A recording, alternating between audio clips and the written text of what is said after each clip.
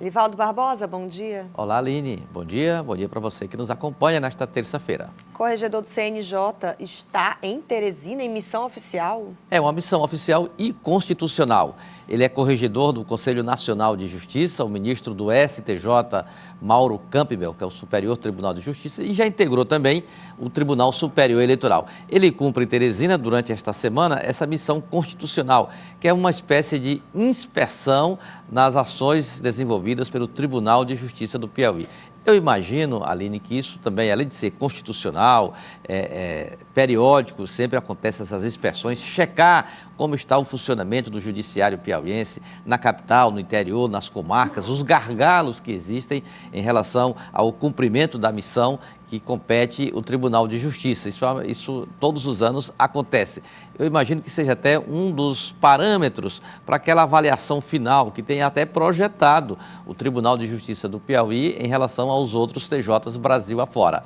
E ontem, o ministro Mauro Campbell, ele fez uma visita de cortesia ao presidente da Assembleia Legislativa, deputado Franzé Silva. E logo na saída, ele concedeu entrevista aos jornalistas que cobriam aquele momento lá na Assembleia, e ele tocou num ponto, Aline, muito interessante. Hoje no Brasil, cerca de 83 milhões de ações tramitam no judiciário nas suas mais diversas instâncias.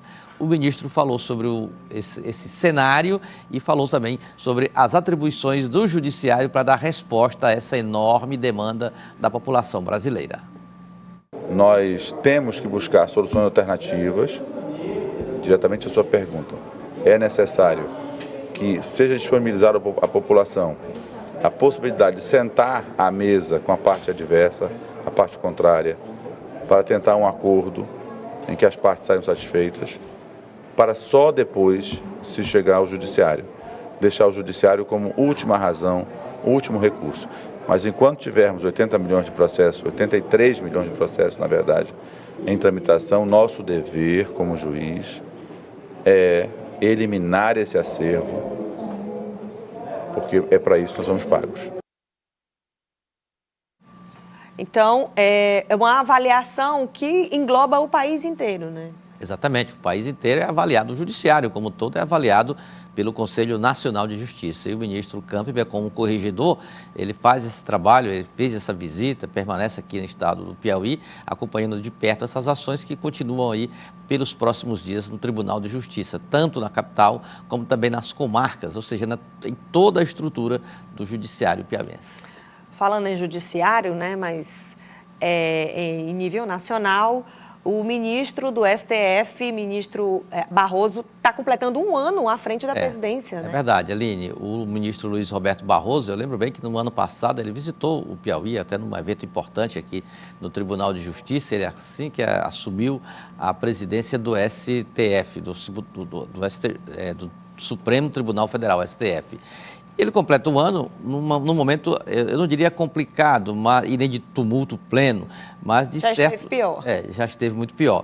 Mas, de certa forma, com um pouco de estresse na relação do Supremo, principalmente com o Parlamento, o Congresso Nacional. As pautas também têm gerado uma certa polêmica pela complexidade que elas geraram nesse primeiro ano do ministro Luiz Roberto Barroso à frente do Supremo. Quem não lembra aí do porte de maconha, a descriminalização, essa aí foi uma pauta muito polêmica, que dividiu muita opinião e ainda divide, repercutiu até no Congresso Nacional com medidas contrárias a essa decisão que foi tomada lá no Supremo Tribunal Federal. E mais recentemente, a medida tomada, o ato tomado pelo ministro Flávio Dino em relação às emendas parlamentares, que também não foram bem digeridas no Congresso Nacional, que também reage em relação a esse ponto.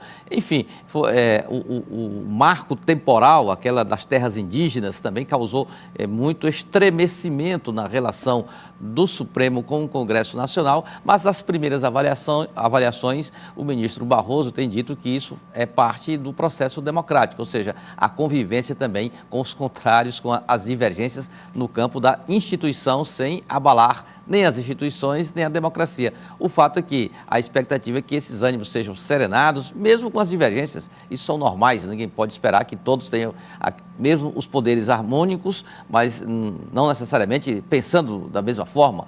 A relação é muito boa com o executivo, né? Na relação com o executivo existe uma calmaria total, tranquilidade total. Agora, em relação ao Congresso Nacional, a relação não é das melhores.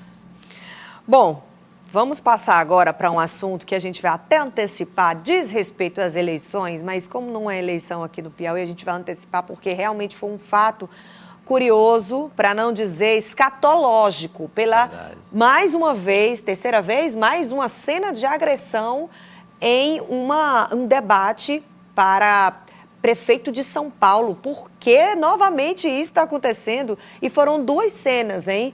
Uma de uma expulsão e outra de porradaria mesmo. Todo debate lá em São Paulo é tenso, né? Até cadeira amarrada lá no chão, fixada no piso dos estúdios já estão sendo providenciadas. E ontem foi o caso mais recente.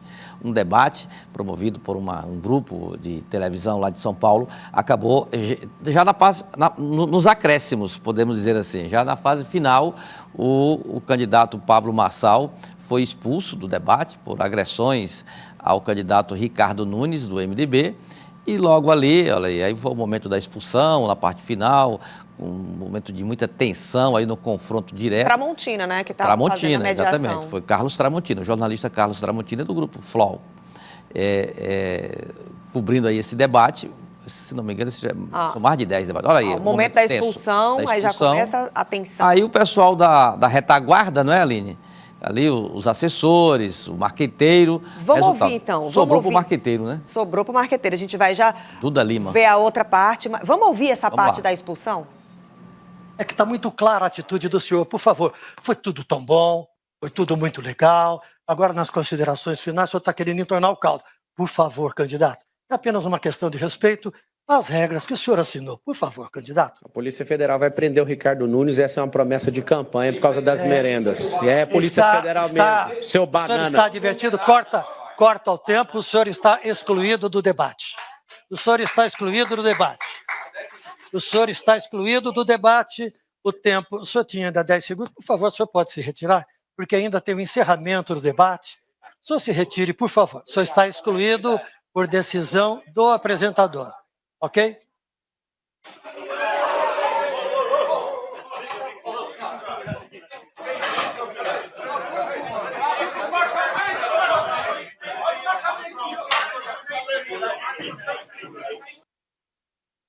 Que papelão, hein? Eu fico pensando na firmeza que tem que ter, na segurança que tem que ter o mediador, o apresentador, né? Num momento como esse. Todos os apresentadores que estão fazendo mediação de debates em São Paulo ultimamente, eles têm que ter sangue no olho, no olho. Né? Mas o pior é que não ficou só aí, né, Aline? Pior que não. A gente vai ver agora um momento onde teve agressão física mesmo. O assessor de Pablo Marçal meteu a porrada, assim, num linguajar bem chulo. O pau cantou. Teve mesmo agressão física no marqueteiro de Ricardo Nunes. Vamos ouvir.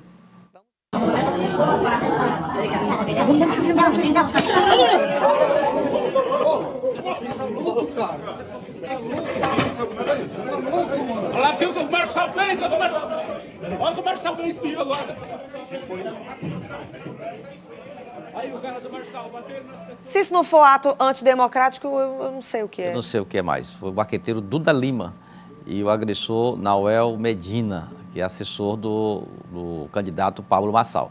Bom, é a maior cidade do país. Poderia dar exemplo, né? Por que a gente fala tanto disso? Por que interessa? Porque isso também pode acabar reverberando para outras campanhas, né? E isso são atitudes que são violentas, completamente sem propósito. Isso não está sendo colocado em pauta, discussões sobre as melhorias da cidade de São Paulo, que é a maior cidade do país. Mas sim, é a lacração da internet todo o tempo que está vigorando nessa campanha lá em São Paulo. É uma campanha além do voto, além dos princípios democráticos. É uma pena, mas temos que realmente... Isso já está difundido no país inteiro, a comunicação ela é muito rápida e serve de exemplo, né? Estamos na reta final das campanhas. Não se deve fazer da forma como está sendo conduzida, está ocorrendo na eleição no maior centro urbano do país, um dos maiores, o maior da América Latina, que é a cidade de São Paulo. 3 candidatos disputam acirradamente a eleição lá, sobretudo o prefeito, o Ricardo Nunes, o Guilherme Boulos e Pablo Marçal. A eleição que vai para o segundo turno, não tem como não ir para o segundo turno, e com resultados absolutamente imprevisíveis, não só do ponto de vista eleitoral, mas também do ponto de vista do comportamento dos principais atores desse pleito. Lamentável.